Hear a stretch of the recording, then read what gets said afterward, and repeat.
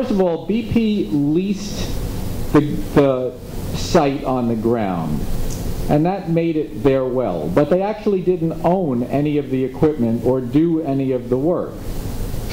The equipment, the big rig, the Deepwater Horizon, was owned by a company called Transocean. They actually did all the drilling. The finish work was to be done with a cement job that was done by Halliburton. And then there were various other contractors handling various other parts of it, like as they drill, and they, there's no people down there. They're doing everything very remotely. It's like doing stuff on the moon, because everything has to be done by robot. We can send people to the moon. We can't send people to the to these deep water sites. So they're all done by robots and unmanned submarines.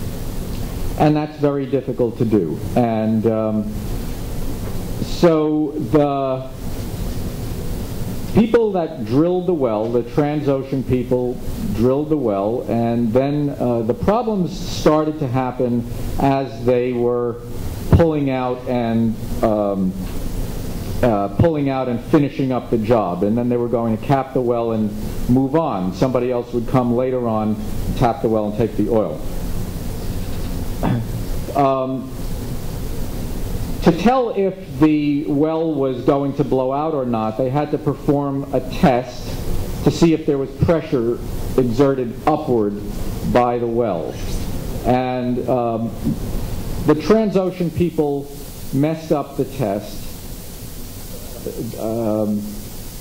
The BP people said okay about the explanation for why the test looked anomalous but was being explained away. And then the cement job failed, probably because it was the wrong cement mixture for that pressure and that depth. So it wasn't really an accident, it was really a disaster chain of things that went wrong, misjudgments, misinterpretations of what the instruments were actually showing them about the pressure. And then one thing that was done really badly, which is that as they're drilling, they put this heavy fluid down, and you have to think now about a column of fluid that's about 3 miles high. That's a lot of weight. And that is like a big tamping rod in the well to hold the oil and gas down. There's always fluid going through. It helps to take out the stuff that the drill bit loosens, and it also keeps the pressure on. Fluid is not uniform, and they mixed up a batch of fluid to show them the space between two types of fluid. That was an anomalous kind of fluid that they don't normally use, and it involved some stuff that they would have had to take ashore and dispose of expensively as toxic waste if they didn't use it as drilling fluid and dump it into the ocean.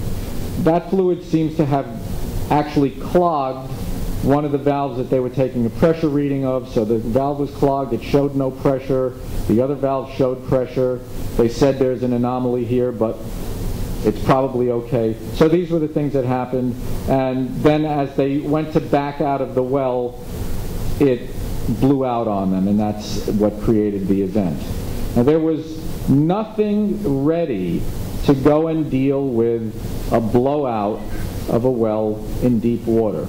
And that's why you started hearing these ridiculous things about caps and junk shots and top kills and domes and things like that, all of which didn't work because they weren't actually prepared or built for the job. The other thing that went wrong was 1,000 barrels a day, then 5,000 barrels a day.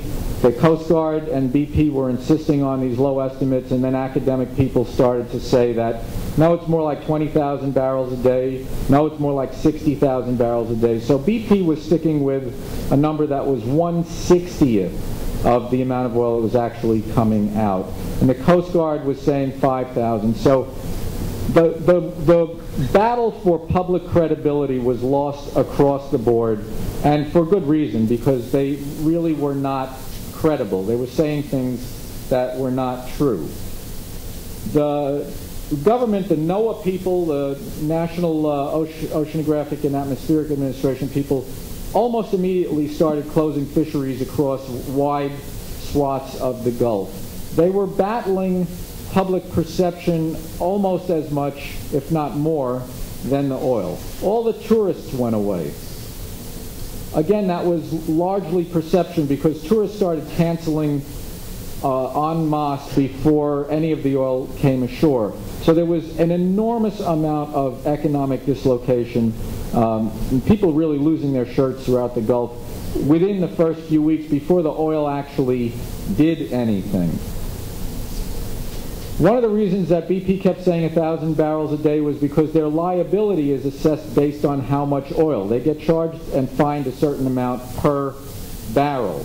So they were largely in charge of cleaning up the spill because after the Exxon spill, the law was set to say that the polluter cleans up and the polluter pays. This was a gigantic mistake because it amounts to putting the murderer in charge of cleaning up the crime scene.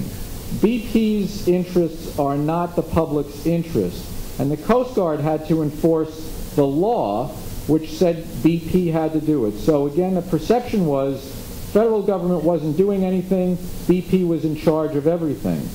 Then BP was hiring all of these private security firms and the sheriffs throughout the region to keep the public away from the waterfront, again creating the perception that BP was in charge and trying to mask and hide everything that was going on, which they largely, I believe, were doing. So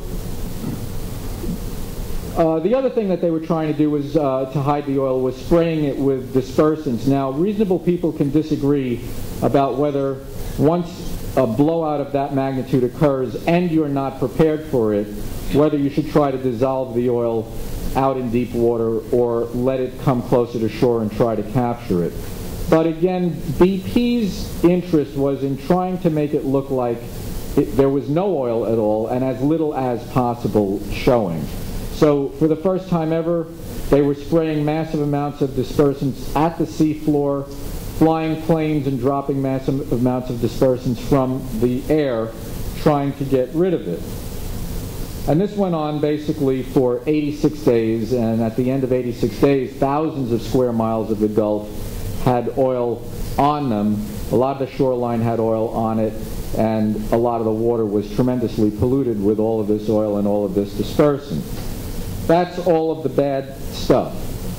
BP did a lot of things terribly, but I think that compared to Exxon, which dragged the people of Prince William Sound down in a 20-year death dance,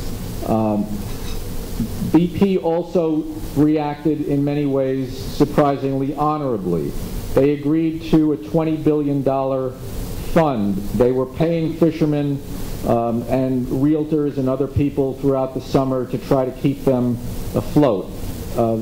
Not perfectly by any means, there were a lot of things wrong, but they did a lot of stuff they didn't have to. I think they did a lot of it because they were afraid they would never be allowed to drill in the United States again.